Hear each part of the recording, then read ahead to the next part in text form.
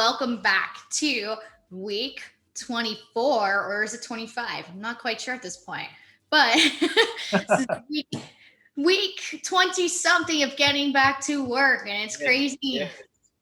And this is our wonderful show sponsored by our friends at Openpath. I am Mandy, marketing and content manager at Group 337, and I'm here with my wonderful co host. Bird Hart, graphic designer here at Ed Group 337. Boom. Yes, that is him.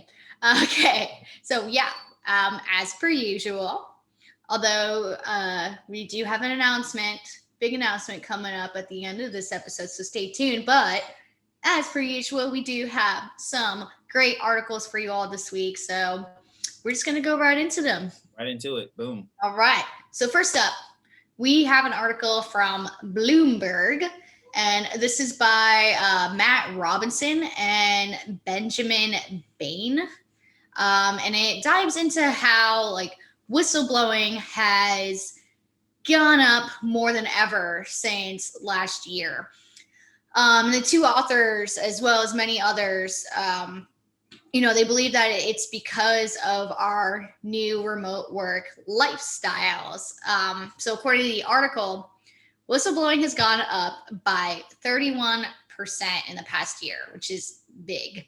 The article it partially attributes this to the fact that more employees feel more comfortable reporting potential wrongdoings by their coworkers or by the company as a whole when they're not, sitting right next to their coworkers in an office.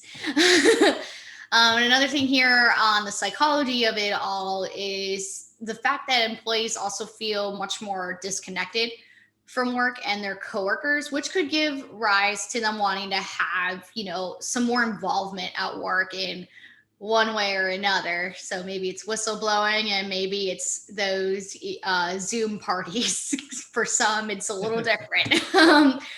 Another culprit in all of this is the US's Securities and Exchange Commission, or the SEC, which is offering whistleblowers up to $100 million for correctly reporting malfeasance.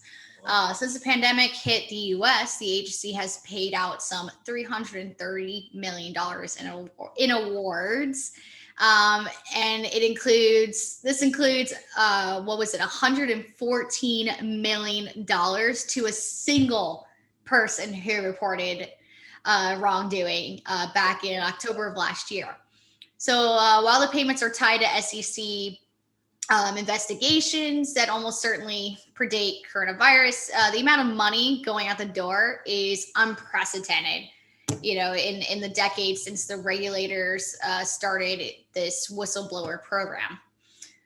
And under the SEC's program, tipsters can receive, like I just mentioned, financial awards if they voluntarily provide unique information that, then actually results in an enforcement action. And, from there, payments can range from 10 to 30% of money collected in cases where the sanctions actually exceed $1 million. Yeah. So just put that into perspective. That's a lot of money. And then these awards are paid from a fund set up by Congress, not money owed to the harmed investors or anything like that. And because of all this, as you can only imagine, our regulators are more overwhelmed by all the potential issues than ever before. So for those of you out there who are just doing honest work, keep doing what you're doing. Oh, wow. So it pays to be a tattletale. Boom. A little, yeah, literally. Why does it sound negative? Man, it's a tattletale, but you need people who can call out crappy behavior. Yeah. If someone's doing something wrong and it's a crime, people. It's a crime. Certain things are crimes, so it's okay to report that stuff because then I'm telling you. Yeah. Oh wow. Okay, all right. Well, awesome, Manny. I guess this is my cue to come on in with the second article of the day. And that article is titled Remote Working, 10 Lessons Leaders Should Apply in 2021. brought to us by none other, the Enterprisers Project, written by Holly Cummins. I like Cummins. Anyways, let's jump right into it. I thought this was an awesome article. And hopefully those leaders out there listening, all in on YouTube, hopefully you hear some of this and might want to check out this article to read it all the way through. Number one, digital process is important. Leaders need to invest more in digital because of 2020. Everyone has adapted to the work from home lifestyle and all the digital processes. Leaders will need to keep their teams strong. If they do so, leaders will need to apply this to this year if they want to keep their team strong moving forward in 2021. Number two, tools matter more than you think. The tools that your remote workers need are more important. Look into better sound equipment or camera gear for your team. It helps make life easier for them. I've been on several Zoom calls where, I was just worn out from having real shoddy, sound coming back and forth and just hearing it all day long. I had to step it up. I had to go and get me some better equipment so I can go through my digital meetings more better. Number three, gamers are leading the way. Gamers has been holding it down on the digital processes for a while now. Leaders need to look into some of the platforms that gamers are using to handle their digital processes. And there are platforms like Discord where people are coming together to connect, and it can definitely, leaders can look into that as well, for their remote teams. Number four, not everyone has the same house situation. Everyone has different living situations. Leaders should be more mindful of this when working with their remote teams. So not every task that you divvy out to everyone will be handled the same way. Number five, work to establish respectful boundaries.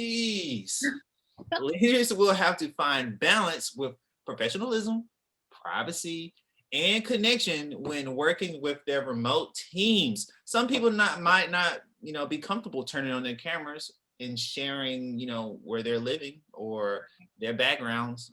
Some people might not even want to show off their fur babies. Just something to keep in mind. Number six, maintaining a sustainable pace isn't easy. Boundaries are about space, but also about time.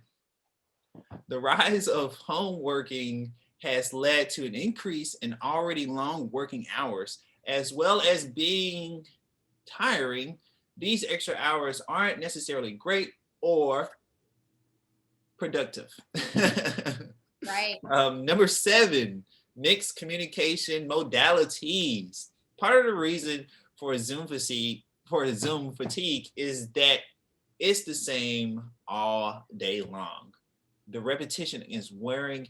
In a physical workplace, people interact with different styles throughout the day.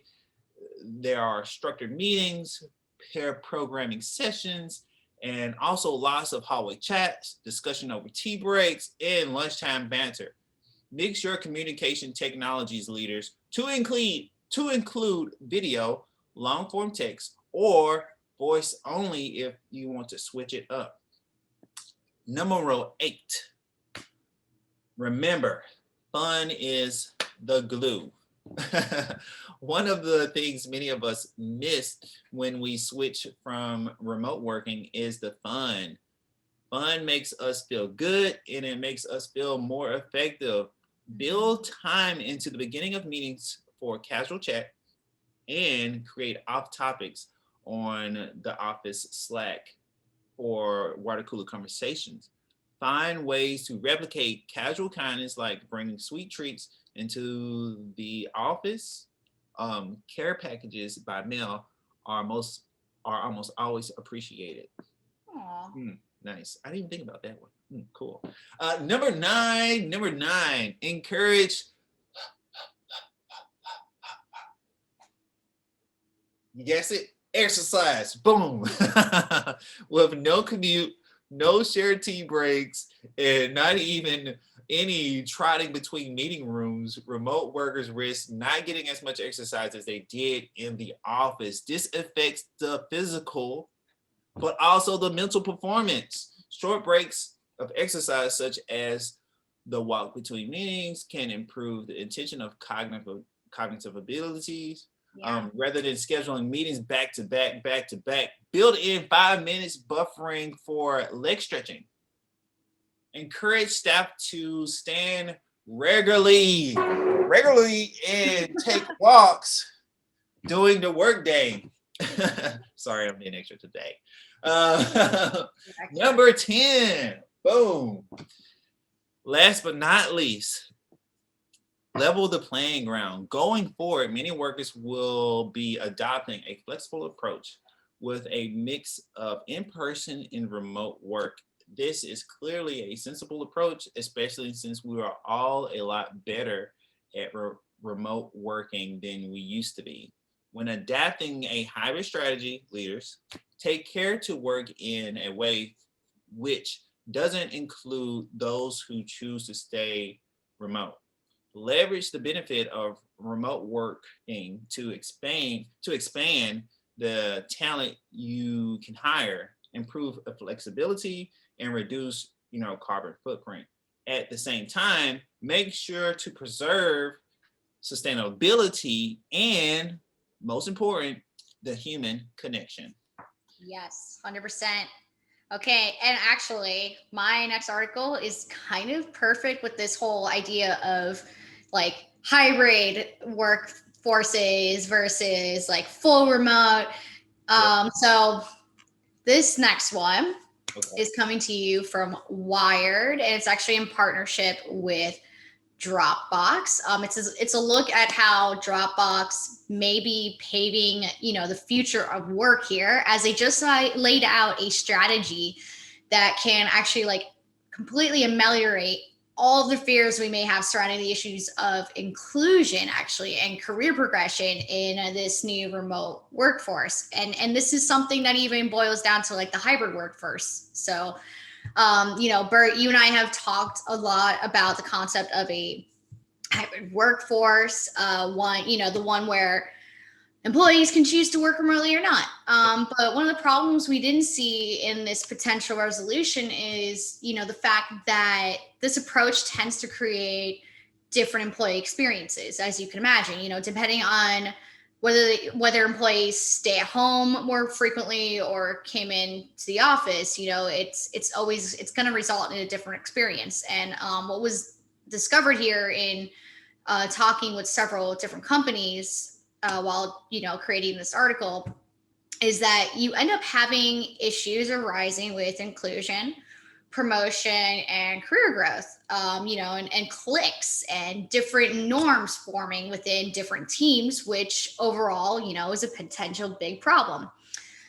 This is something that Dropbox had pretty much already seen coming, as they were already leading the way in providing remote work tools. So the company started to devise a plan to help squash the issue.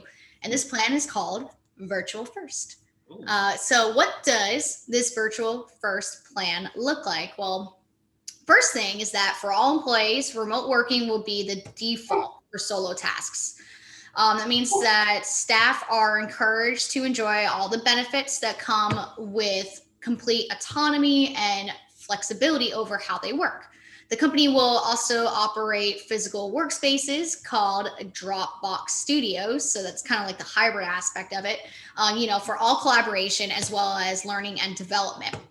The studios are essentially a deliberate acknowledgement here of the limitations of the distributed model, and not being able to see each other. So Dropbox Studios is the company's way of replicating that in-person collaboration we all need when we need it.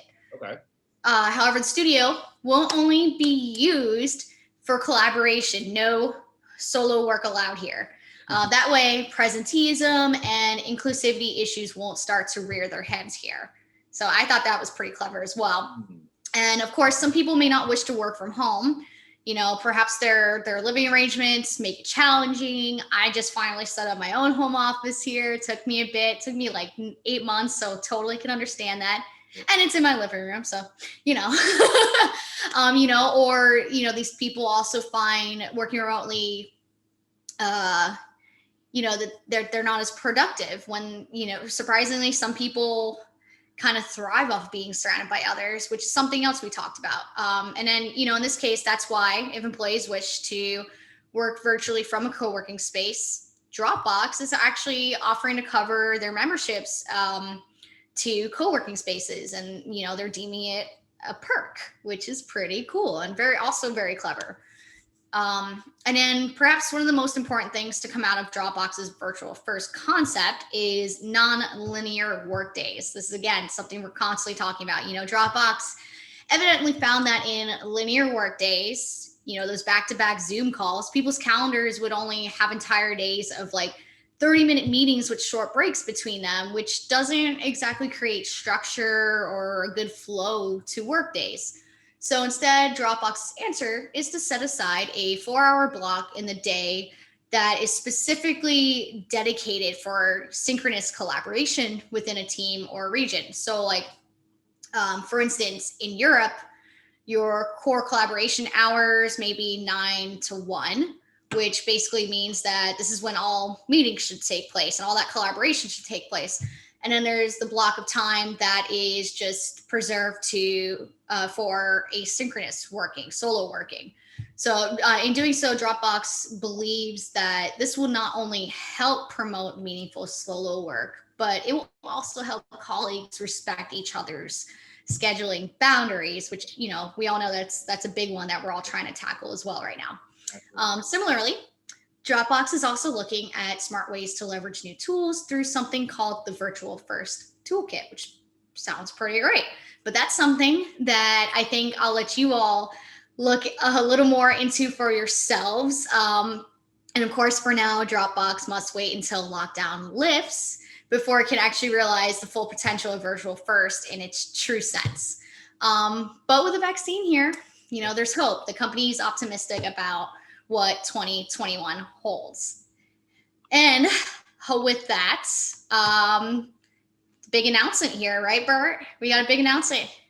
So we are obviously, now we have hope. Like I just said, we've got the vaccine. We're seeing what's next.